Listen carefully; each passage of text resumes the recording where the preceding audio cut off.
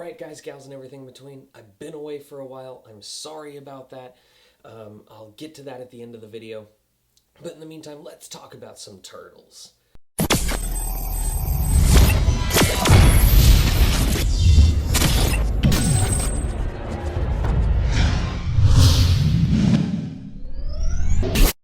Guys, gals, and everything in between, I'm here today to review to you Teenage Mutant Ninja Turtles 2 Out of the Shadows. And Teenage Mutant Ninja Turtles Out of the Shadows is the sequel to the film that came out about 2 years ago, starring Megan Fox and some CGI turtles and a giant robot Shredder. And I actually really liked it. If you remember my last review, I enjoyed the movie. I'm a Teenage Mutant Ninja Turtles fan, and it just felt to me like a fun movie.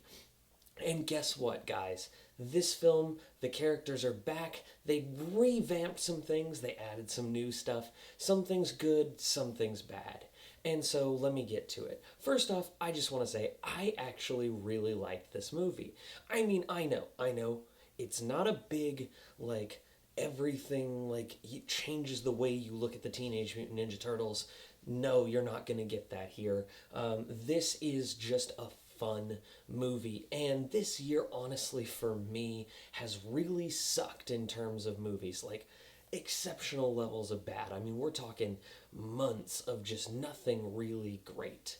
And this movie comes along, and I had fun. I had a smile on my face the entire movie, and I didn't want to punch something when I walked out of the theater. I actually liked it.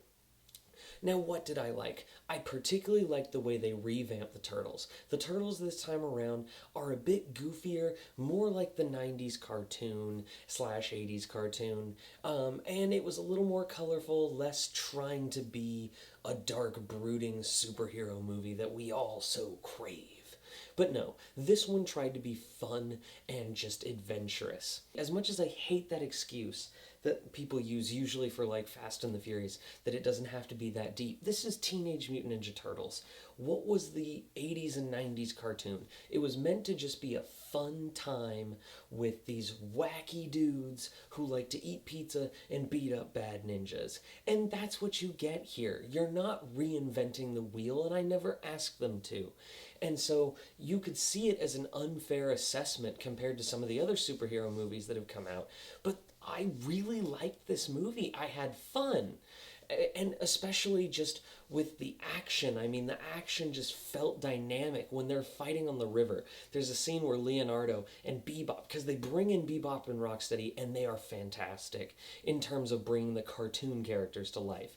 And they're kicking at each other and punching, and it just felt so dynamic to me, the way the camera would move around them, because they're moving around CG characters, so they have that ability to kind of get closer than you normally would.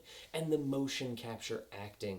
The Turtles actually do an amazing job at acting in terms of their mocap, so I have to give props to all the actors who did the motion capture work for this, because Johnny Knoxville is no longer the voice actor. The guy who actually plays Leonardo is Leonardo this time around, and he was so much better. The story, because they're pouring so much stuff into it, it almost feels like Amazing Spider-Man 2 syndrome. Not quite as bad, because this story took itself less seriously. But you have the story lines with Bebop and Rocksteady and the Shredder is much better in this film. But you have Shredder coming in, you have Krang coming in, you have just everybody hitting it once. Megan Fox, the Falcon, Casey Jones, and just everything piles on each other that they don't really have time to focus on one story like the first of this rebooted series had the opportunity to do. And that was kind of my problem, is it didn't feel like a linear story where, oh, yep, we're turtles, we gotta fight the Shredder, Shredder's here, boom, we fight the Shredder, we win. This felt like, oh, now we have to take this tangent, now we have to take this tangent, now we gotta do this cameo here, okay, now we have to go do this other side plot because we forgot to write where these characters are. So it just felt a little too convoluted at times, and that is the one thing that I have to say sets it back from its predecessor. But simultaneously, in terms of fun movies, I had more fun at this one than I did the previous one. I really liked it. So I have to say, guys, gals, and everything in between, if you like Teenage Mutant Ninja Turtles, you'll have fun with this movie. If you are willing to open your mind to it. If you've already said, screw it, no, these Bay Turtles suck, you're not gonna like it. But this does bring it back more to the cartoon and the comics that we grew up with. And I gotta give it props for that. I really enjoyed it. So I gotta say, Teenage Mutant Ninja Turtles Out of the Shadows is absolutely big screen worthy. Oh, thank God I can give that rating again. It seems like forever since I've walked out of a movie and said, wow, I enjoyed it. So that's major props to the Turtles.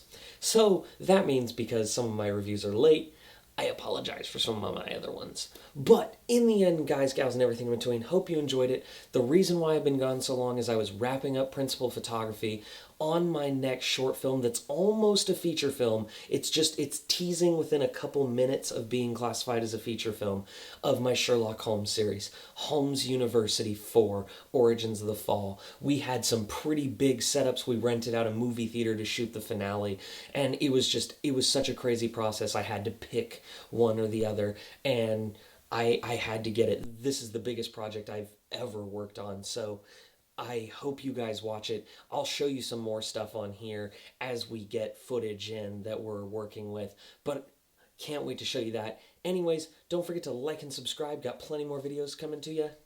Love you guys.